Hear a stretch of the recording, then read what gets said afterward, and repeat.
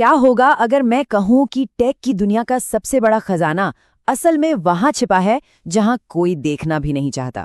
जी हाँ, जब भी हम स्टार्टअप्स के बारे में सोचते हैं तो दिमाग में मजेदार एप्स और वायरल ट्रेंड्स आते हैं, है ना? लेकिन असली खेल, असली पैसा कहीं और है, एंटरप्राइज की बोरिंग दुनिया में। राइज एंड स्केल में आपका स्वागत है। ये हमारी एक स्टार्टअप कैसे शुरू करें व्याख्यान श्रृंखला का 12वां भाग है।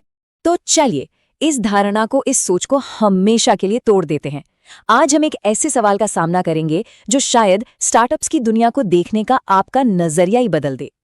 जरा एक पल के लिए सोचिए, अगर आप एक फाउंडर हैं तो आपके सामने दो रास्ते हैं। एक तरफ है ग्लैमर, शोहरत, लाखों यूजर्स का प्यार, मतलब एक कंज्यूमर ऐप, और दूसरी तरफ है बड़ी बड़ी कंपनियों के लिए सॉफ्टवेयर बनाना। पहली नजर में ज्यादातर लोग क्या चुनेंगे? यही वो मोड़ है जहां से किसी भी उद्यमी का भविष्य तय होता है। देखिए, ये तस्वीर बिल्कुल हमारी सोच जैसी ही है ना? कंज्यूमर स्टार्टअप्स मतलब मजा, पार्टियां, रोमांच, और एंटरप्राइज मतलब सूट, ब्रीफकेस और बंद कमरे। लेकिन क्या ये तस्वीर पूरी है? नहीं, बिल्कुल नहीं। और जो हिस्सा इस तस्वीर में नहीं है वो हैरान कर देने वाला है। और ये है वो छिपा हुआ हिस्सा, $3.7 ट्रिलियन। जी हाँ, ट्रिलियन, टी वाला। ये वो रकम है जो हर साल एंटरप्राइज आईटी पर खर्च होती है। ये नंबर इतना बड़ा है कि अचानक से वो बोरिंग दुनिया किसी सोने की खान से कम नहीं लगती। सच कहूं तो ये वो आंकड़ा है जो खेल के सारे नियम ही बदल देता है। तो सवाल ये है कि इतने बड़े बाजार में कोई सफल कैसे हो? इन नंबरों के पीछे असल में एक कहानी छिपी है। ये कहानी है बॉक्स नाम की कंपनी और उसके सह संस्थापक की, जिन्होंने एक ऐसा फैसला लिया जिसने उनकी किस्मत हमेशा के लिए बदल दी। बॉक्स की कहानी भी किसी आम स्टार्टअप की तरह एक कॉलेज के कमरे से शुरू हुई थी। साल 2004 में फाइलें शेयर करना एक बहुत बड़ा सिरदर्द था, तो उन्होंने इसे आसान बना दिया। उनका प्रोडक्ट Box.net लोगों को इतना पसंद आया कि वो रातों रात पॉपुलर हो गया।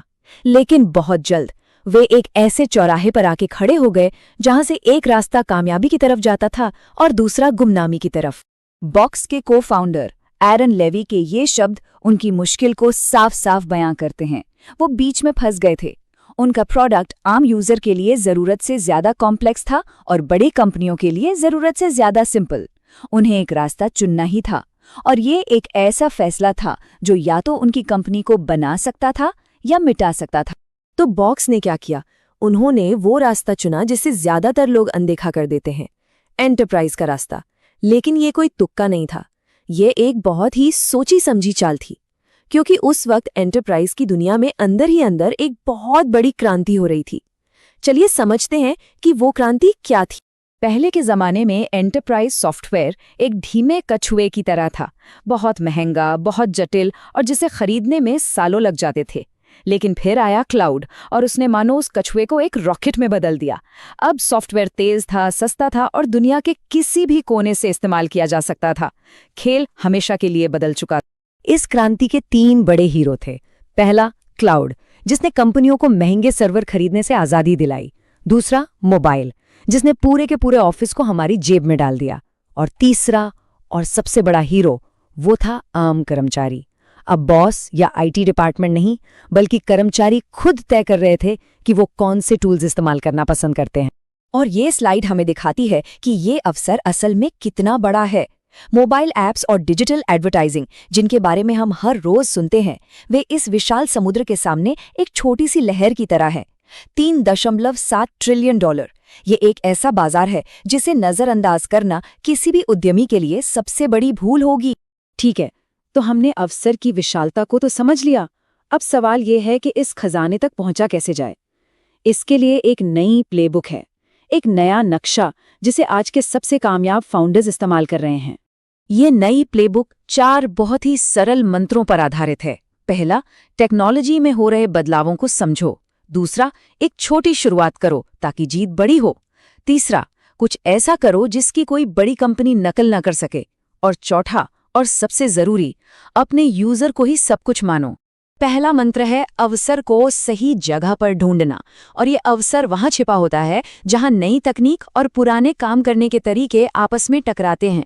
बस एक सवाल पूछना है, नई टेक्नोलॉजी से क्या क्या हो सकता है और आज असल में काम कैसे होता है, इनके बीच सबसे बड़ा गैप कहाँ है। प्लानग्रिड नाम की कंपनी ने कंस्ट्रक्शन इंडस्ट्री में आईपैड के साथ यही सवाल पूछा और एक अरबों डॉलर की कंपनी खड़ी कर दी। दूसरा मंत्र है छोटा शुरू करना। एक ही दिन में पूरी दुनिया को बदलने की कोशिश नहीं करनी है। बस एक छोटी सी लेकिन बहुत ही दर्दनाक समस्या को ढूंढो और उसे इतनी खूबसूरती से हल करो कि लोग उसके दीवाने हो जाएं। ज़ेन पेरोल ने छोटे बिजनेस के लिए पेरोल की सिरदर्दी हो खत्म करके बिल्कुल यही किया था। तीसरा मंत्र है कुछ अलग करना, कुछ ऐसा जो बड़ी कंपनियां सोच भी ना सकें या कर ही ना सकें। जेनेफिट्स ने ये बहुत ही शानदार तरीके से किया। उन्होंने स्टार्टअप से अपने सॉफ्टवेयर के पैसे लेने के बजाय बीमा कंपनियों से कमीशन लेना शुरू कर दिया। ये एक ऐसा बिजनेस मॉडल था जिसकी नकल करना किसी भी बड़ी स्थापित कंपनी के लिए लगभग नामुमकिन था। और आखिरी और सबसे जरूरी मंत्र, हमेशा हमेशा यूजर पर ध्यान देना। पुराने जमाने का एंटरप्राइज सॉफ्टवेयर एक पहेली की तरह होता था जिसे समझना मुश्किल था, लेकिन आज का सफल सॉफ्टवेयर इतना आसान और उपयोगी होता है कि कर्मचारी उसे खुद ढूंढते हैं और इस्तेमाल करना शुरू कर देते हैं। आज के दौर में आपका प्रोडक्ट ही आपकी सबसे बड़ी मार्केटिंग टीम है। तो हमने बॉक्स की कहानी से सीखा और एक नई मॉडर्न प्लेबुक को समझा। हमने अतीत को देख लिया है, अब बारी है भविष्य बनाने की। ये एक लाइन इस पूरे विश्लेषण का सार है। क्लाउड, मोबाइल और यूजर फर्स्ट सोच की वजह से आज एंटरप्राइज के लिए कुछ बनाना किसी जादू से कम नहीं है। दुनिया की सबसे बड़ी और मुश्किल समस्याओं को सुलझाने के लिए नए फाउंडर्स की सख्त जरूरत है। और हम आपको इसी एक सवाल के साथ छोड़ जाते हैं। अपने आसपास देखिए, अपने काम करने के तरीके को देखिए। वो कौन सी बड़ी, जटिल और बोरिंग लगने वाली समस्या है जिसे आप नई टेक्नोलॉजी की मदद से हल कर सकते हैं? क्योंकि क्या पता अगला 3.7 ट्रिलियन का अवसर आपके ठीक सामने छिपा हो। बस उसे पहचानने वाली नजर चाहिए। इस वीडियो को देखने के लिए धन्यवाद। अगर पसंद आया हो तो लाइक और शेयर जरूर करें और ऐसे ही दिलचस्प कंटेंट के लिए राइज एंड स्केल चैनल को सब्सक्राइब करें।